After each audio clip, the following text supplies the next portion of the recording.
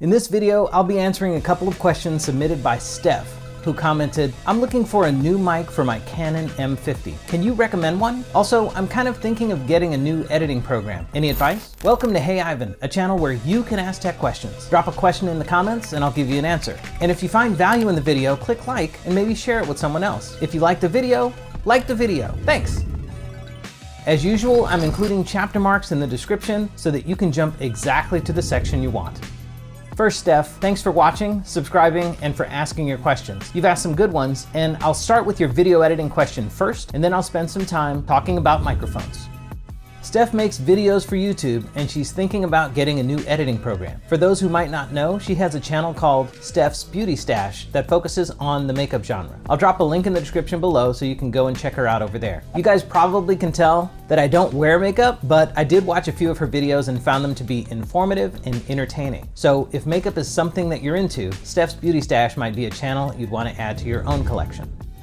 Steff tells me that she uses iMovie to edit her videos, and she's thinking about trying a different program altogether. Steff, your use of iMovie tells me that you're on a Mac, so I have two easy recommendations to make for you. The first one is DaVinci Resolve by Blackmagic Design, which has both a free version and a paid version. Many professional videographers and full-time YouTubers use Resolve as their primary video editing software, and they swear by it. The paid version of Resolve, which runs $295 US, includes everything that makes the free version great, plus extra plugins, tools, and support for GPU acceleration when encoding and decoding videos. All that means is you can get better performance when doing video encoding or decoding. I'll drop a link in the description to the DaVinci Resolve page, and I'll drop a link to an article that highlights the differences between the free and the paid versions of the app. The second recommendation I'll make is for Apple's Final Cut Pro. That's the video editing app I use to make my videos. It's $299 US through the App Store, and like Resolve, it's a one-time purchase. I bought Final Cut Pro around 6 years ago and haven't had to pay for any of the upgrades since then. I have a third recommendation, which is Adobe Premiere Pro. However, rather than a purchase, Premiere Pro comes as a subscription. I chose to go with Final Cut because I didn't want to take on another subscription. When I bought Final Cut Pro, I didn't know anything about DaVinci Resolve and probably would have spent time learning how to use it back then. And if Resolve had done everything I needed, I might not have ever bought Final Cut Pro at all. In my experience, some of what you know about using iMovie will transfer over to these apps, but you'll discover there is a significant learning curve to each of my recommendations. I think any of them will be worth it to you, and that practically everything you'll learn about one will be applicable in the other two. After a while, you'll discover these programs have some built-in workflows that will save you time compared to your existing iMovie workflow. Steff, you mentioned that you noticed a slowdown when using iMovie. This tells me that you should probably check out your Mac specs before you download DaVinci Resolve or invest in Final Cut Pro. Click the Apple icon in the top left corner of your Mac and then click About This Mac. On the screen that appears, you'll see the version of the Mac OS you're running and some details about your Mac. Here's what mine looks like. I'm on a 2019 16-inch MacBook Pro with an Intel Core i7 processor. My Mac has 16 gigs of RAM. According to Apple, Final Cut Pro requires 4 gigabytes of RAM and recommends 8 gigabytes for 4K editing. The DaVinci Resolve page doesn't list specific requirements, which means it will probably run on most modern Macs, but as with any video editing program, the more powerful your computer, the better. So having at least 8 gigabytes of RAM might work, but some sites are saying that it needs a minimum of 16 gigabytes. If your Mac is more than 5 years old, it may be time to consider upgrading it to a newer Mac rather than buying a new video editing app. You might be able to trade in your old Mac and get some credit toward a new one. I'll drop a link in the description to a video I made that shows how Apple trade-ins work.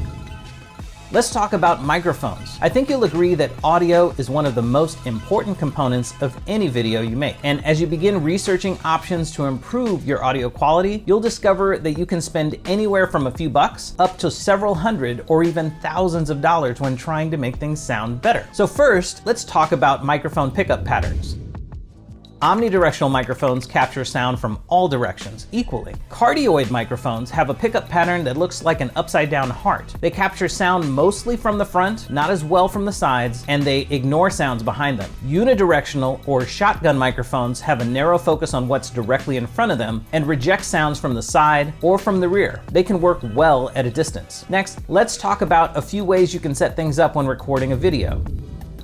The first way is to use your camera's built-in microphone. The second is to connect to an external microphone. The third option is to record video using your camera's built-in microphone and to also use a separate recorder to capture higher quality audio. Then later you'll sync up the audio clips and keep the higher quality version. For me, I record audio on my Mac using GarageBand with an omnidirectional lavalier. And at the same time, I record video with my Lumix G7 and its built-in mic. Then later in Final Cut Pro, I import the audio and video into my project, select them both, and ask Final Cut to synchronize them for me. It matches up the audio from both clips with the video and mutes the audio from my G7, leaving me with the higher quality audio in place. This is the audio you've been hearing in my video so far. Let's listen to what my camera's internal microphone sounds like. This is my camera's built-in microphone. Can you hear how that sounds? What do you think? Should I make the rest of the video using it? Let's not. I think you'll agree that an external microphone has to do a better job than that, right?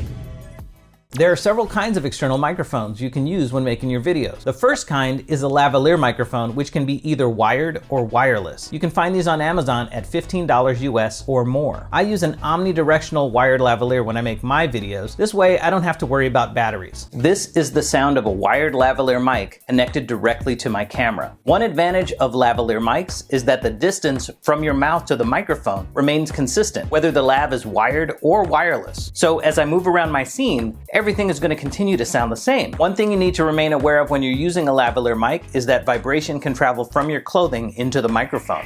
So if I grab the mic and move it just a little bit, you'll hear that disturbance in the quality of the audio. The next kind of microphone is a cardioid microphone. This one can sit on top of your camera or on a separate mic stand and connect to an external microphone port. Often you'll need to go into the menu system on your camera to ensure that it's set to use the external microphone and that the volume level and recording mode are adjusted the way you want. This is the sound of a cardioid microphone that's connected to my camera. Now, a difference between this mic and the lav is that this one is attached to the hot shoe mount on top of my camera, which means as I move around the scene, I'm getting farther away from and closer to the microphone. My mic is about 4 feet away from where I am. I'm gonna take a second and jump a little closer to the microphone to see if you can hear any difference in the quality. Now I'm just a little bit closer to my camera. I'm about 2.5 feet away from it. I'm gonna jump a little farther back so you can hear how it sounds when I do that. So now I'm about 5 feet away from the microphone. As you'll probably be able to hear, there is a difference in the quality of the sound based on how far away you are from the mic. The next type of mic to consider is a shotgun mic. Now I'm testing the shotgun mic. This is the Sennheiser MKE 600, and I'm sitting about 4 feet away from it. Can you hear a difference in the quality of the sound? One of the advantages of a shotgun is that it's much more directional and it's much more sensitive at a distance. This Sennheiser mic sounds better than the cardioid mic we just listened to at the same distance. Shotgun mics are highly directional and can work from several feet away. They are a bit more expensive, but can be worth it, especially if you're making videos in noisier environments.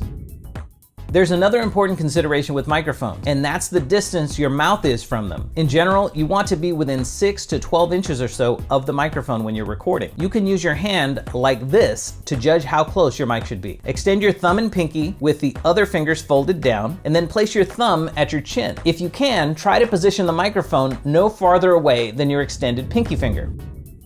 Here's how the lavalier sounds when it's farther away, and here's how the lavalier sounds when it's closer. And here's how the cardioid sounds when it's closer. And here's how the shotgun sounds when it's closer. So clearly the best possible thing for you to do is get the microphone as close as you can to your body. How do you do that? With a boom microphone stand. That's a stand that allows you to get the microphone close enough, but possibly outside of the shot so that it doesn't distract from what you're talking about in your videos. I'm doing that now. If I zoom out just a little bit, you should be able to see the microphone poking through at the bottom of my screen. Of course, with the boom stand, you can also position the microphone to be just above your shot and outside of the frame. When your microphone is farther away, it will tend to pick up more ambient room noise. When it's closer, your voice will sound fuller and warmer. The background noise won't be as audible.